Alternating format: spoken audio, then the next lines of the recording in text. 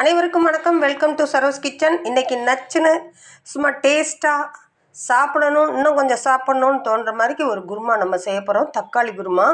அதுக்கு தாளிப்புக்கு பாருங்கள், பட்டை, சோம்பு, கிராம்பு, பிரிஞ்சி இலை, தக்காளி 4 தக்காளியை கட் பண்ணி எடுத்து வச்சுருக்கேன், ஒரு மூடி தேங்காய், ஒரு பெரிய வெங்காயத்தை கட் பண்ணி வச்சுருக்கேன். இப்போ தேவையான அளவுக்கு எண்ணெய் எடுத்துக்கலாம். கடுகு கிடையாது. மசாலா பொருட்கள் பாருங்கள், மஞ்சள், மிளகாத்தூள், கரம் மசாலா தூள், மல்லித்தூள், சோம்புத்தூள். இப்போ நம்ம ஸ்டார்ட் பண்ணலாம். கடாயில் 3 டீஸ்பூன் எண்ணெய் விட்டுருக்கேன், தேவையான அளவுக்கு. ஃபஸ்ட்டு எண்ணெய் சூடானதையும் இந்த கரம் மசாலா இது எல்லாத்தையும் அதில் சேர்த்து அதெல்லாம் நல்லா பொரிஞ்ச உடனே வெங்காயத்தை சேர்த்துருவோம்.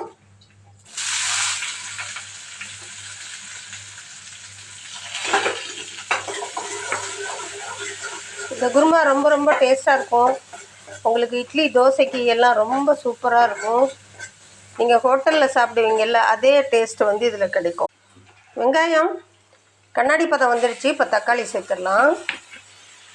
உங்களுக்கு தேவையான அளவுக்கு தக்காளியை சேர்த்துக்கோங்க.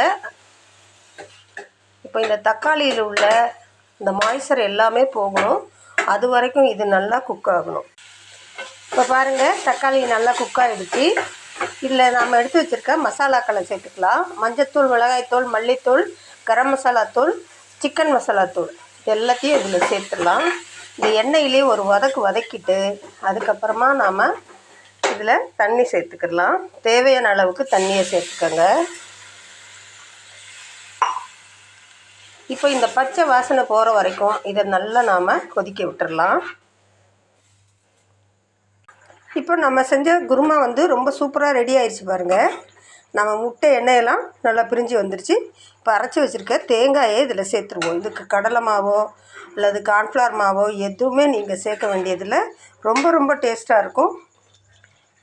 தேவையான அளவுக்கு தண்ணியை மட்டும் சேர்த்துக்கோங்க. இதுக்கு அவ்வளவுதான்.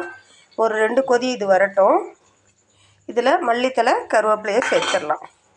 தேங்காய் ஊற்றின பிறகு அதிக நேரம் இது கொதித்து வரக்கூடாது. இப்போ பாருங்கள், நம்முடைய குருமா ரொம்ப சூப்பராக ரெடி ஆயிடுச்சு. இஞ்சி பூண்டு விழுது நான் இதில் சேர்க்கல, நீங்கள் சேர்த்துக்கோங்க. இப்போ ஸ்டவ் ஆஃப் பண்ணிடலாம். இந்த சூப்பரான தோசையோட இந்த சுவையான இந்த தக்காளி குருமா சேர்த்து சாப்பிடுங்க. அட்டகாசமாக இருக்கும். எல்லாருக்கும் ரொம்ப பிடிக்கும்.